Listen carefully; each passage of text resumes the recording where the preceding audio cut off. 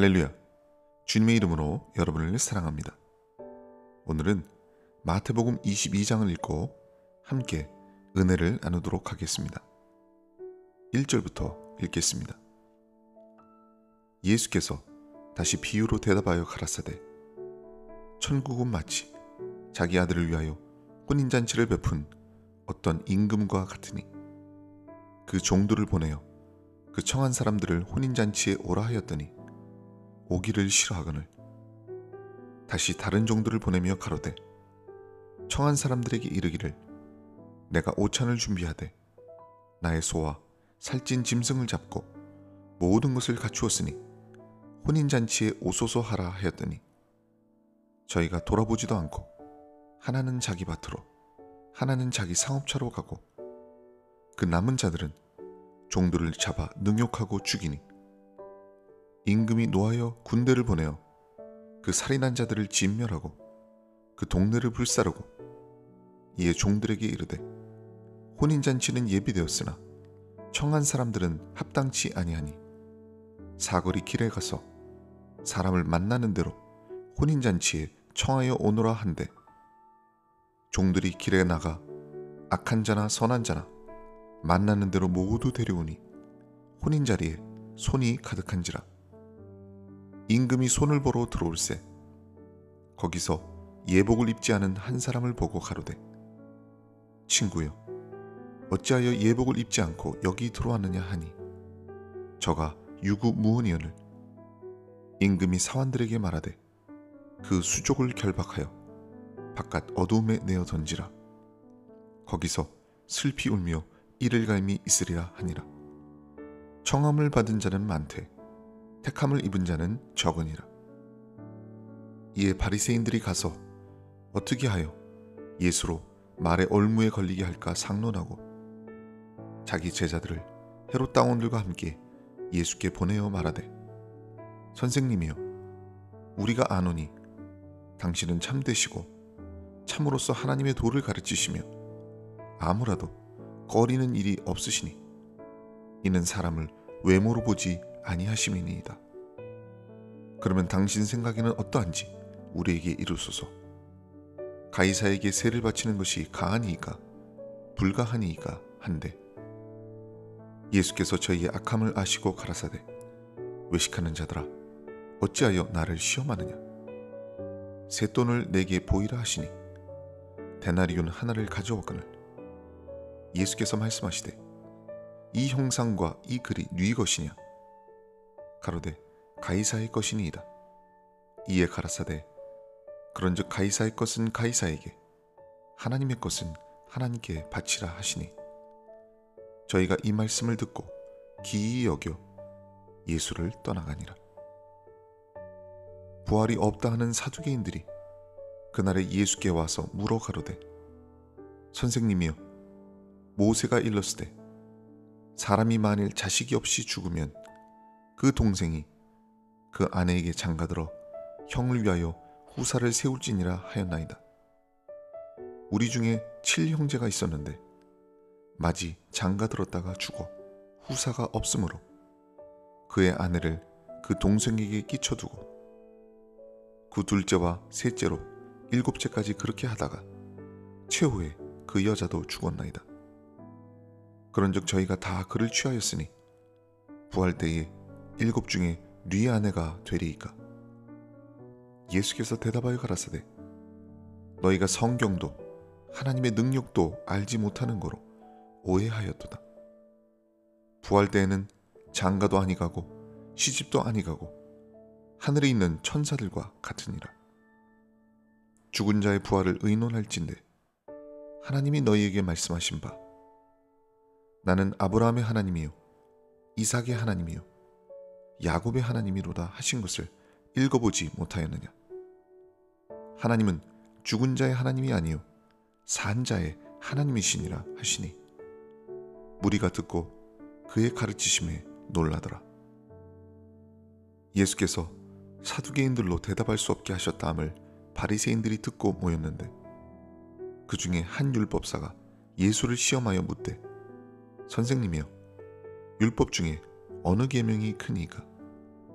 예수께서 가라사대 내 마음을 다하고 목숨을 다하고 뜻을 다하여 주 너의 하나님을 사랑하라 하셨으니 이것이 크고 첫째 되는 계명이요 둘째는 그와 같으니 내 이웃을 내 몸같이 사랑하라 하셨으니 이 두 계명이 온 율법과 선지자의 강령이니라. 바리새인들이 모였을 때에 예수께서 그들에게 물으시되 너희는 그리스도에 대하여 어떻게 생각하느냐? 네 자손이냐?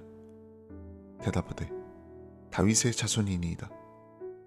가라사대 그러면 다윗이 성령에 감동하여 어찌 그리스도를 주라 칭하여 말하되 주께서 내 주께 이르시되 내가 내 원수를 내 발 아래 둘 때까지 내 우편에 앉았으라 하셨도다 하였느냐? 다윗이 그리스도를 주라 칭하였은즉 어찌 그의 자손이 되겠느냐 하시니 한 말도 능히 대답하는 자가 없고 그날부터 감히 그에게 묻는 자도 없더라. 오늘은 마태복음 22장의 내용 중에서 천국에 대한 비유를 중심으로 묵상해 보도록 하겠습니다. 본문 2절은 천국은 마치라는 말로 시작됩니다. 이 비유는 21장 끝에 나왔던 포도원 주인의 비유와 밀접하게 연관되어 있습니다. 21장의 비유가 강박한 유대인들을 향한 비유라고 한다면 22장의 비유는 교회 시대부터 종말의 시기까지, 즉 복음 시대와 연관된 비유라고 할 수 있습니다. 이 비유의 내용은 이렇습니다. 어떤 왕이 있었는데 자기 아들을 위해서 혼인잔치를 베풀었습니다. 여기서 왕은 하나님을 뜻하고 왕의 아들은 독생자 예수 그리스도를 의미하는 것입니다. 왕자의 출생은 왕의 기쁨이고 왕국 전체의 기쁨입니다. 이제 왕자가 성장해서 혼인을 한다고 하니까 나라 전체가 잔치집이 되었습니다. 여기서 우리는 기독교 신앙의 의미와 천국의 본질을 생각하게 됩니다. 결국 우리가 예수를 믿는 것은 하나님이 예수 그리스도와 신부된 교회를 위해 베푸시는 혼인잔치에 참여하는 것임을 알 수 있습니다. 본문에 보면 이 혼인잔치는 왕이 직접 챙기는 아주 중요한 행사입니다. 그래서 왕이 종들을 직접 보내서 손님을 초청하는 것이죠. 왕국의 미래가 걸려있기 때문에 모두 이 중요한 행사에 참석하여 자리를 빛내라는 뜻입니다. 혼인잔치를 헬라어로 가모스라고 합니다. 결혼식, 결혼 축하연, 혼인을 뜻합니다. 혼인잔치는 영적으로 하나님과 우리의 특별한 관계를 상징할 뿐 아니라 그리스도의 몸된 교회와 성도의 거룩한 연합, 그리고 천국에서 영원히 지속되는 사랑과 기쁨을 의미합니다.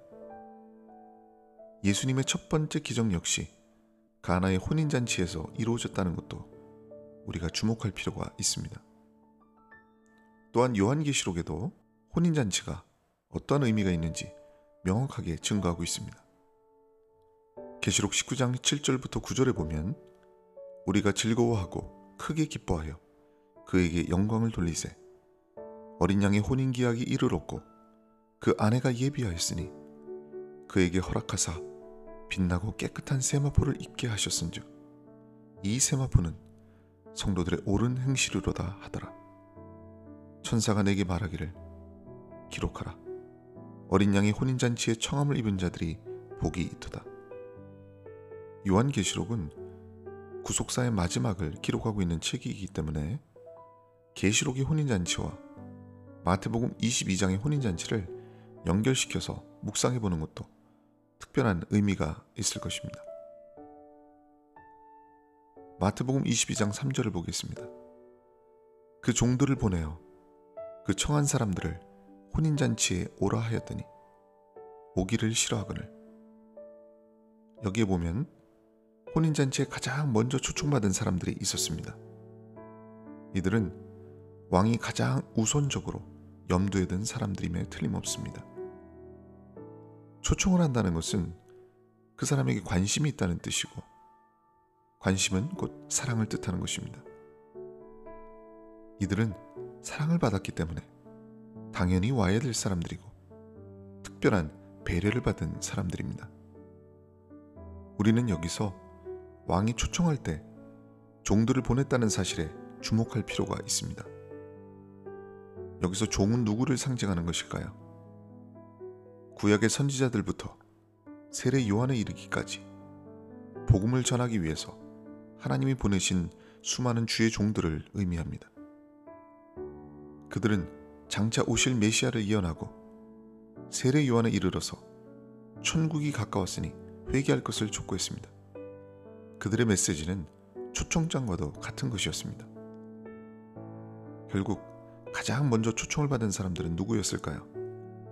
당연히 하나님의 말씀을 먼저 듣는 특권을 받은 유대인들이라고 할 수 있습니다. 그런데 유대인들은 가장 먼저 초청을 받았음에도 불구하고 혼인잔치에 오기를 싫어했습니다.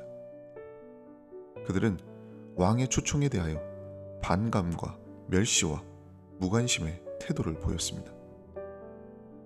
본문 4절에 보면 다시 다른 종들을 보내며 가로되 청한 사람들에게 이르기를 내가 오찬을 준비하되 나의 소와 살찐 짐승을 잡고 모든 것을 갖추었으니 혼인잔치에 오소서 하라 하였더니, 사실 초청은 왕명이기 때문에 거부할 수가 없는 것입니다. 그럼에도 불구하고 왕은 거절하는 그들을 향해서 분노하지 아니하고 또 다른 종들을 보내서 두 번째 초청장을 보냅니다. 이 왕이 얼마나 인내심이 많고 자비로운 분인가를 알 수가 있죠. 하나님은 구약의 선지자들을 통해서, 또한 세례 요한을 통해서, 12제자를 통해서, 70명의 전도자들을 통해서 계속 초청장을 보내셨습니다. 하나님은 지금도 끊임없이 영혼들을 혼인잔치에 초대하고 계시는 것입니다. 누구든지 왕의 초청을 수락하는 자가 구원의 복을 받게 되어 있습니다. 방금 아까 읽은 본문 4절 안에 이런 말씀이 있죠. 내가 오찬을 준비하되 나의 소와 살찐 짐승을 잡고 모든 것을 갖추었으니 혼인잔치에 오소서. 혼인잔치에 오라고 간청을 하고 있는 듯한 왕의 모습을 보게 됩니다. 정말 이 왕은 혼인잔치를 최고의 잔치로 만들고 싶었고 자기 백성을 사랑하는 마음이 가득했음을 알 수 있습니다.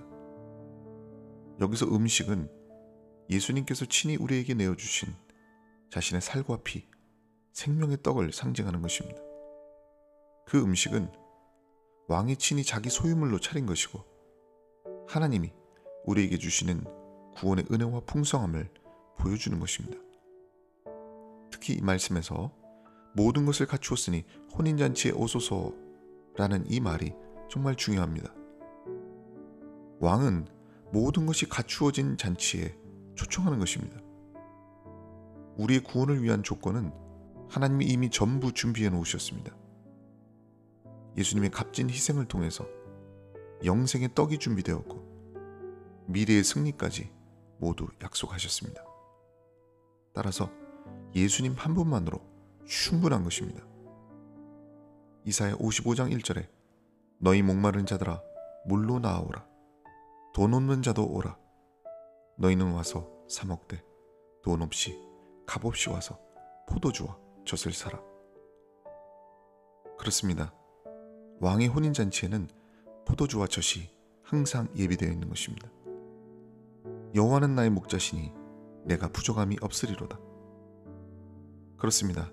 아버지 집에 무슨 부족함이 있겠습니까? 본문 5절부터 7절을 읽겠습니다. 저희가 돌아보지도 않고 하나는 자기 밭으로 하나는 자기 상업차로 가고 그 남은 자들은 종들을 잡아 능욕하고 죽이니 임금이 노하여 군대를 보내어 그 살인한 자들을 진멸하고 그 동네를 불사르고, 참으로 안타깝게도 사람들이 왕의 초청을 거들떠보지도 않고 각자 자기 밭으로 자기 사업을 위해서 가버렸습니다.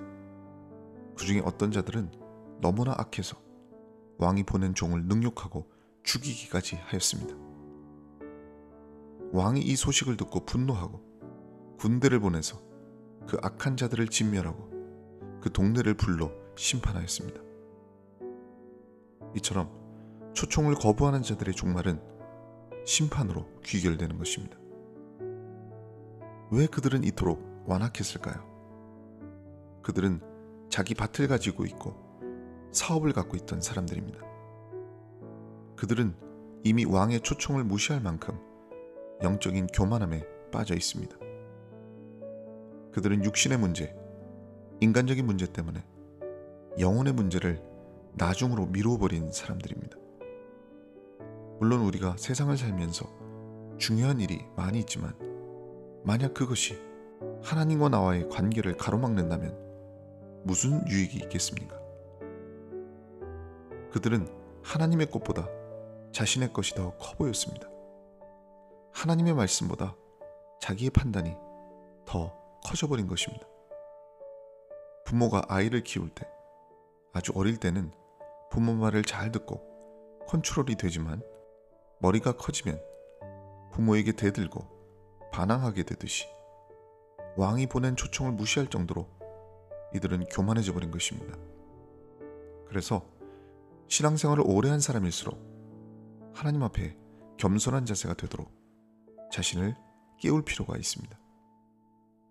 예수님이 더 이상 나에게 왕 되시지 못한다면 그 보좌에 내가 앉아 있다는 것을 깨달아야 합니다. 나의 우상을 허물지 못하면 예수님을 왕으로 모실 수가 없는 것입니다. 한국인이 국민소득 3만 불을 넘어선 지가 꽤 되었습니다. 소득 수준이 일본을 추월했고 선진국이 되면서 굶어 죽는 사람이 거의 없고 복지도 최고 수준입니다.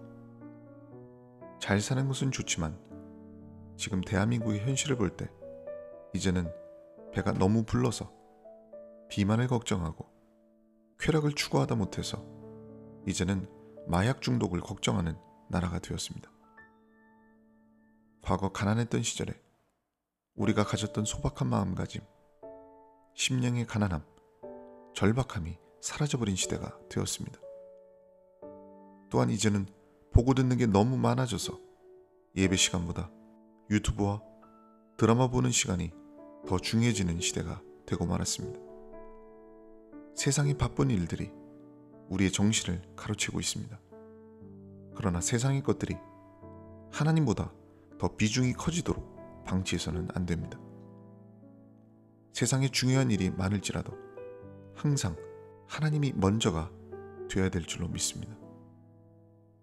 왕의 혼인잔치에 가는 사람은 왕의 초청 그 자체에 감격하고 기뻐하는 사람이어야 합니다. 왕의 부르심에 대한 감사와 감격이 없는 사람은 혼인잔치에 참여할 자격이 없습니다. 여러분은 어떠신가요? 교회에 예배드리러 가는 것을 기뻐하고 계십니까? 나 같은 죄인을 불쌍히 여기시고 구원의 은혜를 허락하신 하나님께 감사하고 계십니까? 왕의 초청과 은혜를 하찮게 여기고 지금 내가 누리고 있는 세상의 것들이 더 가치 있다고 생각하고 왕의 말씀을 전달하는 종까지 무시한다면 그는 가혹한 심판에 직면하게 될 것입니다. 본문 8절부터 10절을 읽겠습니다. 이에 종들에게 이르되 혼인잔치는 예비되었으나 청한 사람들은 합당치 아니하니 사거리 길에 가서 사람을 만나는 대로 혼인잔치에 청하여 오노라 한대 종들이 길에 나가 악한 자나 선한 자나 만나는 대로 모두 데려오니 혼인자리에 손이 가득한지라. 이제 왕이 종들에게 말하기를 청한 사람들이 합당치 않으니 거리에 나가서 아무나 데려오라고 명령합니다. 여기서 사거리는 불특정 다수가 모여다니는 곳입니다. 이스라엘 백성들이 먼저 초청을 받았지만 응하지 않았기 때문에 결국 복음이 이방인에게 넘어가게 되는 것을 의미하는 것입니다. 왕은 선한 자나 악한 자나 모두 데려와서 자리를 채우도록 지시합니다. 왜 선한 자나 악한 자를 모두 데려오라고 했을까요? 이것은 하나님의 초청이 율법의 기준을 초월한 것임을 보여줍니다. 인간이 판단하기에 어떠하든지 간에 일단 복음은 모든 사람에게 전파되어야 되고 최종적으로 하나님께서 자신의 기준으로 판단하실 것입니다. 그래서 교회 안에는 알곡과 죽정이, 알곡과 가라지가 주님 오실 때까지 공존하게 되는 것입니다. 교회는 죄인이 모여 회개하고 구원받는 곳이기 때문에 문제가 없을 수가 없는 것입니다. 주님 오실 때까지 오직 예수님께 절박하게 매달리고 살려달라고 겸손하게 몸부림치는 사람만 살아남는 것이지, 스스로 의롭다 생각하고 교만함에 빠지면 결국 다 실패하게 되어 있습니다. 끝까지 깨지고 부서지는 성화의 과정을 거쳐야 하는 것입니다. 하지만 일단 선하건 악하건 간에 부름을 받았다는 것은 큰 축복입니다. 여러분이 믿음이 좋건 안 좋건 예배 자리에 앉아 있다는 것은 큰 복입니다. 혼인잔치 집에 들어와 있는 동안에는 구원의 양식을 먹을 수 있는 특권이 주어집니다. 교회 안에서 하나님의 말씀을 들을 수 있고 예배할 수 있고 기도할 수 있고 하나님과 관계할 수 있는 기회가 있습니다. 그런데 그때부터가 중요한 것입니다. 왕이 베푸는 축복을 온전히 누리기 위해서는 왕이 요구하는 최소한의 조건이 충족되어야 합니다. 그것이 바로 예복입니다. 본문 11절로 14절을 보면 임금이 손을 보러 들어올세 거기서 예복을 입지 않은 한 사람을 보고 가로되 친구여 어찌하여 예복을 입지 않고 여기 들어왔느냐 하니 저가 유구무원이언을 임금이 사환들에게 말하되 그 수족을 결박하여 바깥 어둠에 내어 던지라. 거기서 슬피 울며 이를 갈미 있으리라 하니라. 청함을 받은 자는 많되 택함을 입은 자는 적으니라. 예수님이 우리를 초청하실 때는 아무런 조건과 대가 없이 부르시지만 결국 예수님은 자신의 기준으로 혼인잔치에 합당한 사람들을 구별하십니다. 그러면 예복이라는 것이 도대체 무엇일까요? 두 가지로 생각해 볼 수 있습니다. 첫 번째로 우리는 본래부터 부정한 자이고 죄인이지만 하나님이 불러주셨기 때문에 초청받은 사람은 오직 예수님의 의로 옷을 입어야 합니다. 그것이 예복입니다. 즉 혼인잔치에 갈 때는 꼭 입어야 될 표준적인 예복인 것입니다. 우리는 그리스도의 의로 옷을 입어야 합니다. 두 번째로 설사 더러운 옷을 입었을지라도 그가 세마포를 열심히 빨고 있다면 그건 역시 예복입니다. 세마포를 빠는 행위 자체가 거룩함과 정결함을 지향하는 것이기 때문입니다. 갈라디아서 3장 27절에 누구든지 그리스도와 합하여 세례를 받은 자는 그리스도로 옷 입었느니라. 에베소서 4장 24절에 하나님을 따라 의와 진리의 거룩함으로 지으심을 받은 새 사람을 입으라. 우리도 하나님 앞에 조건 없이 부름을 받았지만 항상 부르심에 합당한 자격을 갖고 있는지를 돌아봐야 합니다. 바울은 부르심을 받은 자들을 향해서 이렇게 조언합니다. 에베소서 4장 1절로 4절에 너희가 부르심을 입은 부름에 합당하게 행하여 모든 겸손과 온유로 하고 오래 참음으로 사랑 가운데서 서로 용납하고 평안에 매는 줄로 성령이 하나 되게 하신 것을 힘써 지키라. 몸이 하나이요 성령이 하나이니 이와 같이 너희가 부르심의 한 소망 안에서 부르심을 입었느니라. 베드로전서 1장 15절에 오직 너희를 부르신 거룩한 자처럼 너희도 모든 행실에 거룩한 자가 되라. 로마서 8장 30절에 또 미리 정하신 그들을 또한 부르시고 부르신 그들을 또한 의롭다 하시고 의롭다 하신 그들을 또한 영화롭게 하셨느니라. 오늘도 하나님이 여러분을 혼인잔치에 부르셨다면 그냥 두시지 않으실 것입니다. 부르신 자들을 의롭다 하실 것입니다. 의롭게 하셨다면 또한 영화롭게 하실 것입니다. 우리는 주님이 명령하신 그 선한 길을 끝까지 달려가야 될 줄로 믿습니다. 마지막으로 청함을 받은 사람은 많지만 택함을 입은 자는 적다고 하셨습니다. 청함과 택함이 어떤 차이가 있을까요? 헬라어로 청함은 클레토스입니다. 초대된, 신에 의해 지명된 이런 뜻이 있습니다. 택함은 헬라어로 에클렉토스입니다. 선택된, 마음에 드는 이런 뜻입니다. 여러분, 우리는 하나님께서 지명하여 부름을 받은 사람들입니다. 그런데 중요한 것은 우리가 하나님의 마음에 들어야 한다는 것입니다. 끝까지 하나님의 마음에 드는 삶을 사시길 바랍니다. 하나님의 뜻대로 사는 자만이 혼인잔치에 남아서 예비된 축복을 온전히 누리게 될 줄로 믿습니다. 오늘은 마태복음 22장에 나오는 천국의 비유를 가지고 함께 묵상하는 시간을 가졌습니다. 오늘도 주님의 평강과 기쁨이 가득한 하루가 되시기를 주님의 이름으로 축원을 드립니다.